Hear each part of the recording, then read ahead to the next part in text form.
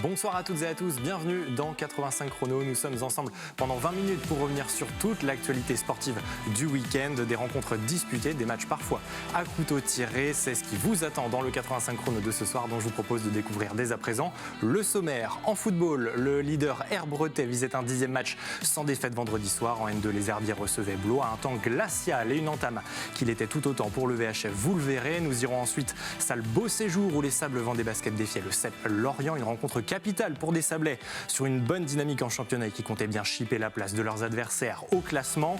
Henri Coquet, duel franco-italien au rendez-vous des 8e de finale retour de Coupe d'Europe. La Vendéenne en mission pour parfaire son retard face à Val d'Agneau, poussé par une salle comble à l'Angélemière samedi soir. Et puis enfin, en rugby, le FC Lyonnais se devait de capitaliser sur ses bonnes dernières prestations pour se sortir d'un match crucial en vue du maintien face à Trignac, un match presque de la peur qui était à suivre hier dimanche après-midi. Voilà ce qui vous attend pour le programme de ce 85 Chrono du lundi 22 janvier 2024 et ça démarre tout de suite.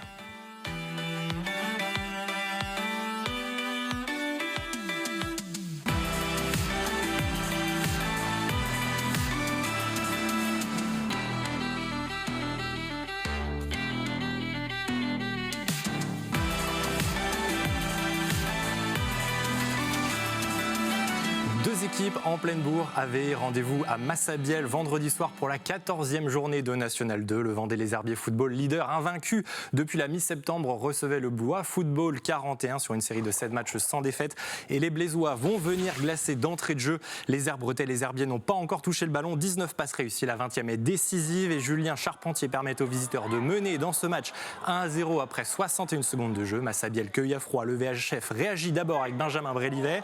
Valentin Rémy va lui aussi se montrer mais sans danger pour le portier adverse. Servi par Rémy, Michael Nilor tente sa chance mais sa frappe est repoussée par la défense blésoise. Sur corner, les Rouges et Noirs sont tout proches de recoller mais la tête de Jérémy Billy flirte avec l'équerre de la cage de Léopold Maître. 20e minute, sur une rare incursion des Loirs-et-Chériens, Rémi Pio se saisit du ballon. Le portier blésois va aussi se montrer décisif quelques minutes plus tard sur cette frappe de Youssouf Soukouna.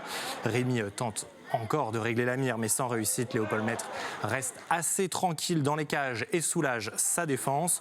Le Blois Football 41 maintient son avantage à la pause 1-0. Début de deuxième, les Herbiers repartent de l'avant, mais restent encore trop brouillons. Sur cette ouverture de Pierre Lavenant, Billy expédie sa frappe largement au-dessus.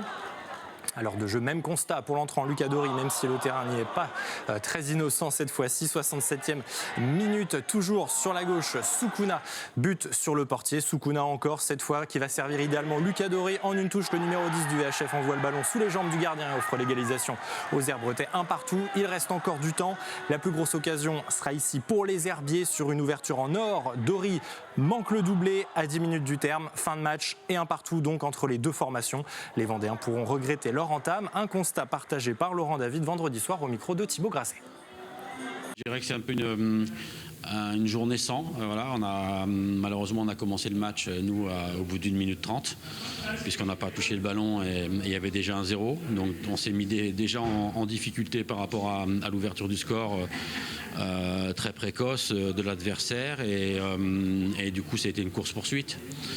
Et on est revenu progressivement. Il y a quand même 7, 8, 9 frappes, je crois, en première mi-temps, et même si l'adversaire était de qualité. Et puis la deuxième mi-temps, on l'a vraiment dominé. En se créant des situations, en marquant aussi par Lucas Dory, avec beaucoup de situations aussi. Malheureusement, ça n'a pas voulu sourire ce soir. Et je pense que la supériorité était herbretaise, sauf que, comme je l'ai dit tout à l'heure, ça a été une course-poursuite parce qu'on s'est mis en difficulté sur la première action de Blois. On a eu le projet de jeu, comme sur le but, de trouver un peu sur les côtés, les contourner et plonger dans leur dos. Et c'est ce qui s'est passé. On a terminé à 3 dans la surface et on marque rapidement. Après, notre projet de jeu défensif était de fermer vraiment cet intérieur où ils sont très forts sur du jeu combiné. Et on les a vraiment beaucoup gênés. Il y a eu beaucoup de frappes de loin, mais pas vraiment de situation qui était devant le but. Donc non, on a fait le match qu'il fallait. On était venu pour avoir au moins un point. C'est ce qu'on a fait. Donc voilà, je suis satisfait des joueurs. C'est ce que je leur ai dit. Maintenant, on est invaincu depuis 8 matchs, donc notre projet de jeu, il est quasiment différent à chaque match, mais à chaque fois, les joueurs l'intègrent et le mettent bien en place sur le terrain. Donc c'est une vraie satisfaction d'avoir fait ce nul aujourd'hui.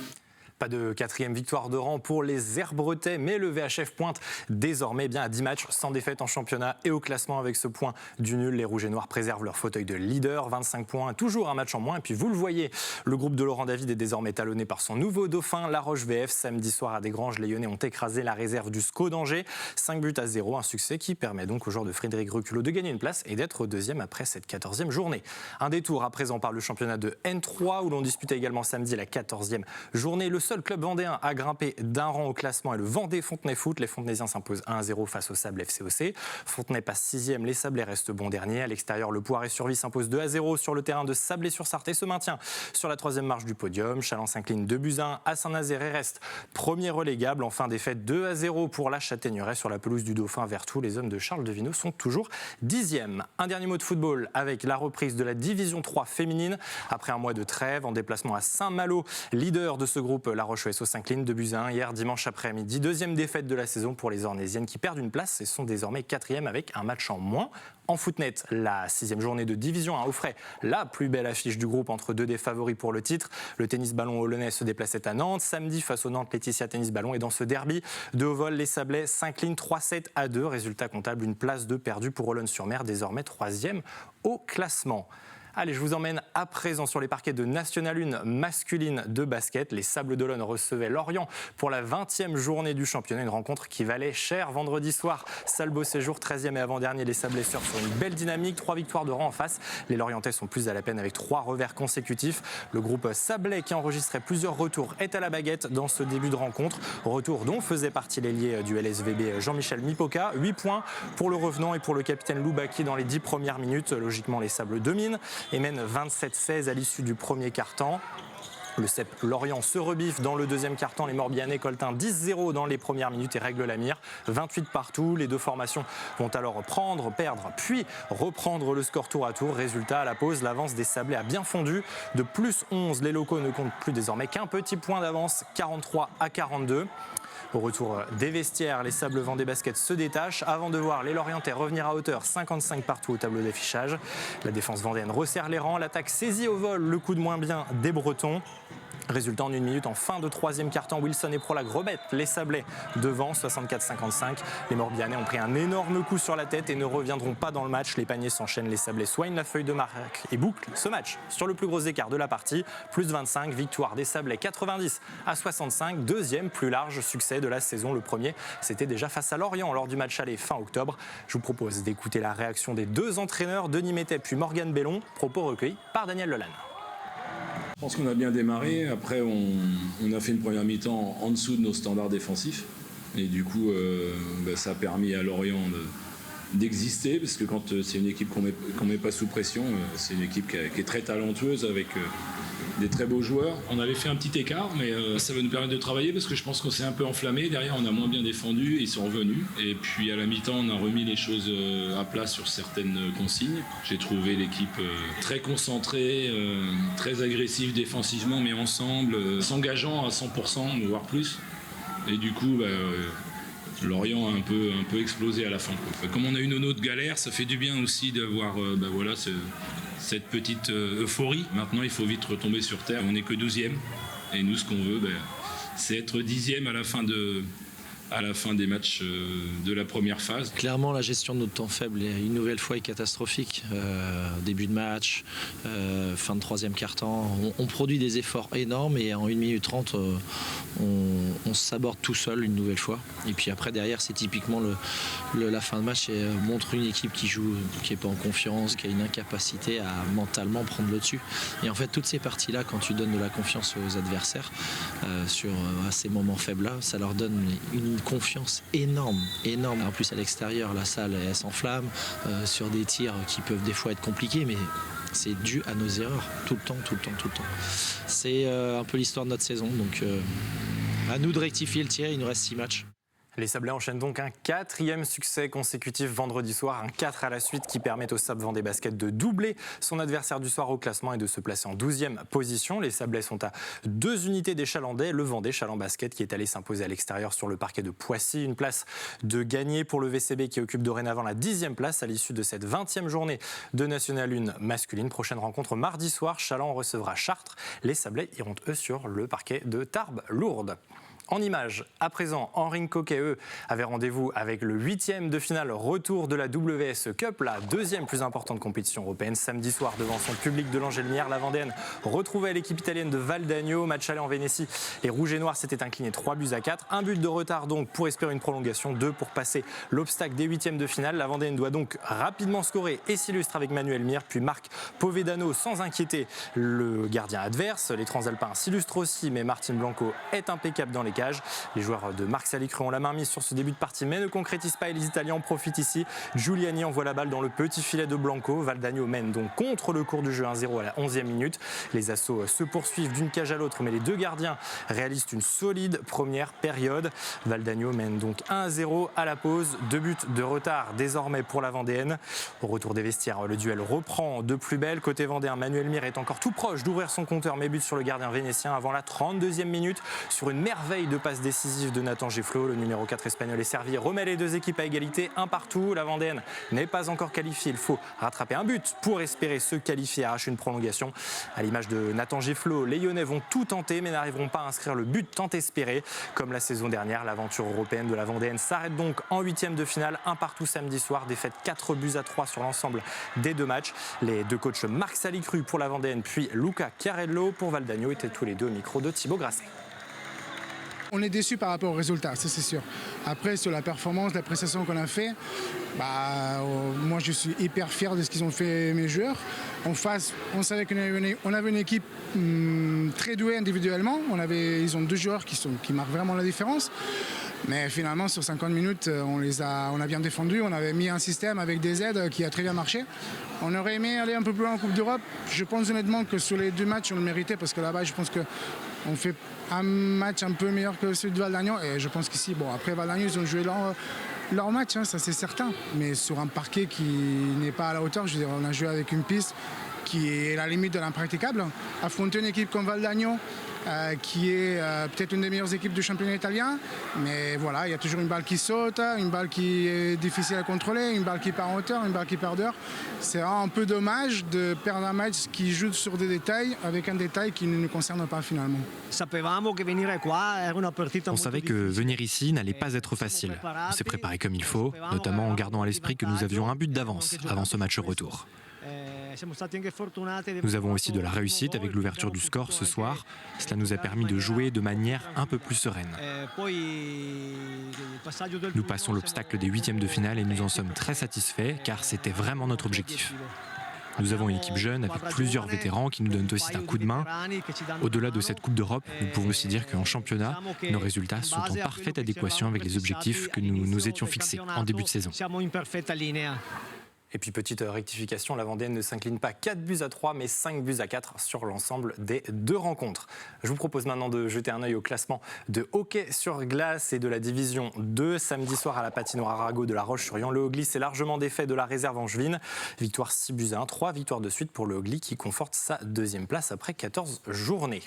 On reste du côté de La Roche-sur-Yon cette fois avec du rugby. Rencontre cruciale hier dimanche après-midi en vue du maintien en Fédéral 2 pour le FC Lyonnais. Au stade Henri Desgranges, le FCY accueillait la Lanterne Rouge Trignac, match capital pour la 13e journée puisque les Lyonnais sont 2 places plus haut au classement, 10e juste au-dessus de la zone de relégation et les Lyonnais démarrent pied au plancher, 5e minute. Hugo Berman vient aplatir le premier essai et matérialise la bonne entame vendéenne, transformation de Timothée Tarrer, 7-0. Trignac va débloquer son compteur à la 11e minute avec cette pénalité de Clément Pierre. La première pénalité en faveur du FCY est aussi convertie. Le groupe de Jérémy Luçon poursuit sur les mêmes bases et va être récompensé avec ce 2e essai. Le jeu se décale côté gauche. Nicolas Réveillère esselé en profite, 15-3 à la 28e minute. Après être venu gratter un ballon, les Rouges et Blancs se réorganisent et Jude Matuidi perfore la défense trignackaise avant de servir sur un plateau Alexandre Batio pour le 3e essai du FCY.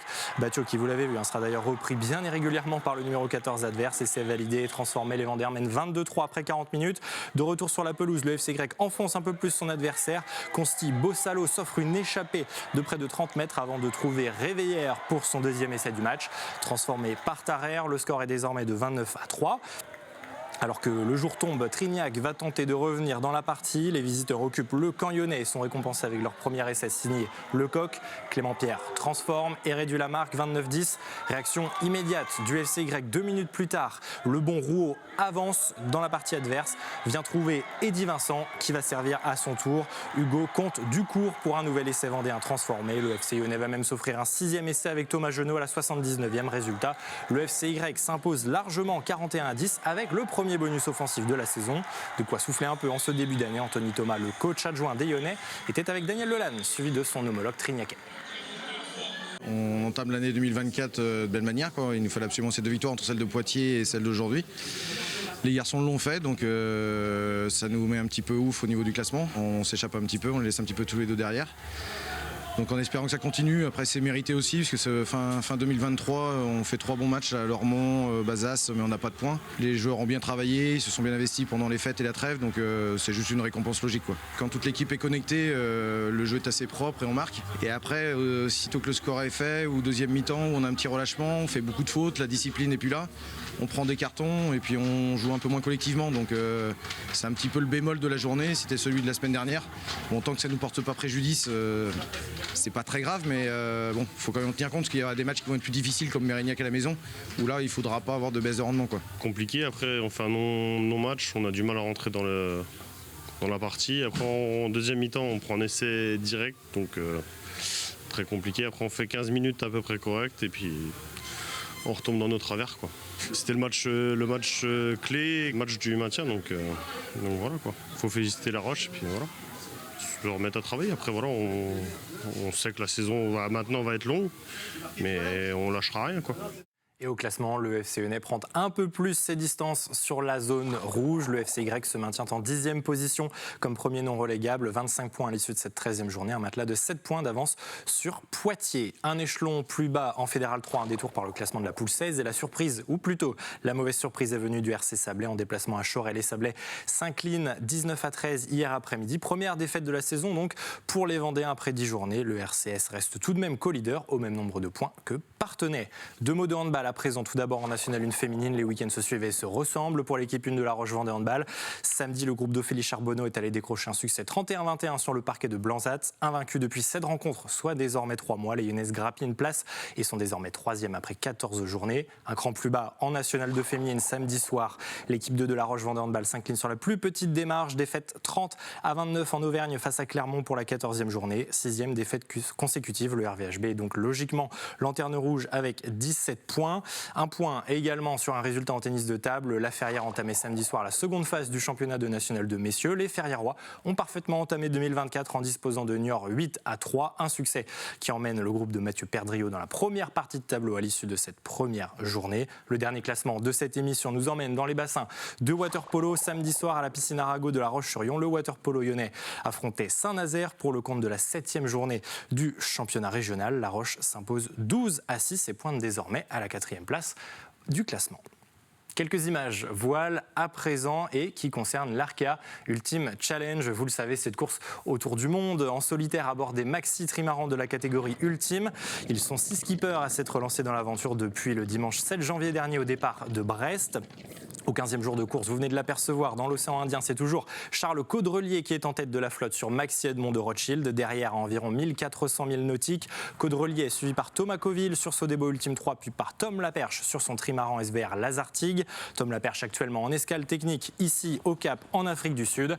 Armel Lecléache sur Maxi Banque Populaire 11, Anthony Marchand sur Actual Ultime 3 et Éric Perron sur Adagio complète ce classement.